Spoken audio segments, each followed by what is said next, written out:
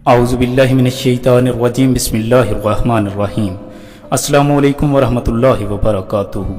For TV YouTube channel में आपको खुशामदीद। नाजरीन, उम्मीद करता हूँ कि आप सब अल्लाह ताला के फजल करम से बिल्कुल खैरियत से होंगे।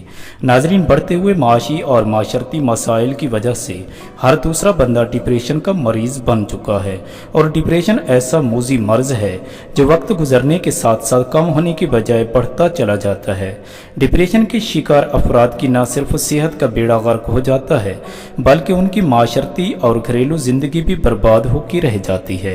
नाजरीन, आज की इस वीडियो में मैं आपके साथ एक ऐसा मुजर्रब वजीफ़ा शेयर करने वाला हूँ जिस पर अमल करके डिप्रेशन के मरीज चंद दिनों के अंदर अंदर ठीक होना शुरू हो जाते हैं और मामूल की ज़िंदगी की तरफ लौटना शुरू हो जाते हैं।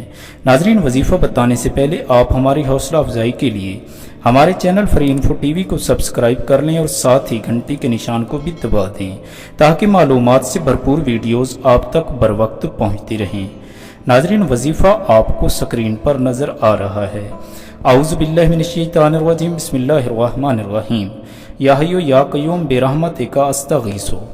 नाजरीन, आपने मगरिब और इशा की नमाज के दरमियान में 3 मरतबा शुरू में आपने दुरूद शरीफ पढ़ना है, फिर आपने इस वजीफ़ा को 71 मरतबा पढ़ना है और आखिर में भी आपने 3 मरतबा दुरूद शरीफ पढ़ना है और अपने ऊपर दम कर लेना है।